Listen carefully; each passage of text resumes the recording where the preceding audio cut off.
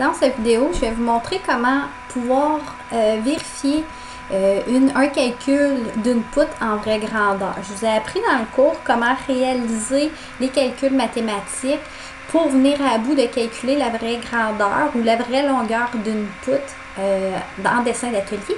Mais dans cette vidéo, je vais vous montrer comment aller vous valider ou encore une fois, si vous avez trop de difficultés à faire des calculs mathématiques, ça va vous donner une deuxième méthode de travail afin de pouvoir valider votre travail.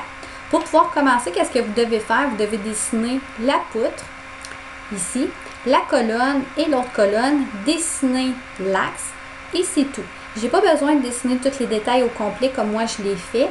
Je les ai tous dessinés pour que vous puissiez bien vous situer, mais en réalité, je n'ai pas besoin d'avoir la cornière, je n'ai pas besoin d'avoir l'entaille, je n'ai pas besoin d'avoir les pointillés chaque côté de la colonne, ni la plaque de tête. J'ai simplement besoin d'avoir les deux lignes extérieures de ma colonne, la ligne d'axe et même chose de l'autre côté.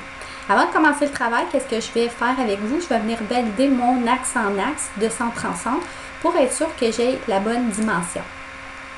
Donc, si je viens calculer ici, j'ai 4500. 4500, c'est pour mon projet à moi. C'est un projet fictif, hein, c'est pas le projet Ferland.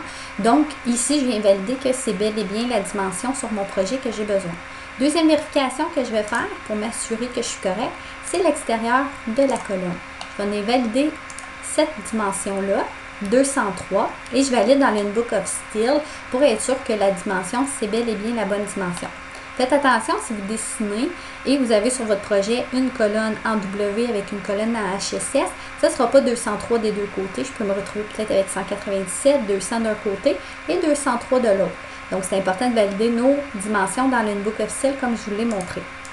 Donc, si un coup que mes valeurs sont validées et que tout est beau, je dois faire une dernière vérification, c'est de m'assurer de faire un décalé ici de 12. Si je pars mon calcul à partir de la colonne, ça ne fonctionnera pas. Je dois absolument laisser un dégagement de 12 de chaque côté. Donc, j'ai validé que j'ai bel et bien 12 de chaque côté de décalé. Et par la suite, qu'est-ce qu'il me reste à faire? C'est de venir mesurer ma poutre au complet. Et elle me donne 4273. Donc, mon calcul est 4273 et voilà, j'ai pas eu aucun calcul mathématique à faire. J'ai tout simplement fait des dessins à partir des commandes AutoCAD pour réaliser le calcul ou le résultat, le final de ma longueur de ma poutre. Donc, ici, hein, se rappeler d'une chose, c'est que moi, j'ai dessiné la plaque d'ancrage, le coulis, l'élévation de mon béton. C'est pas nécessaire. Vous avez tout simplement à dessiner la partie supérieure. Donc, ça prend pas plus de temps que faire des calculs mathématiques. Et en examen, ça peut sauver des erreurs. Ça peut nous servir comme vérification finale. Donc, on peut effectuer les calculs mathématiques en premier.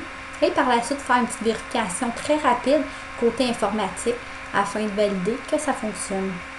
Donc, sur ce, je vous laisse vous pratiquer et vous allez pouvoir vous valider à partir de maintenant.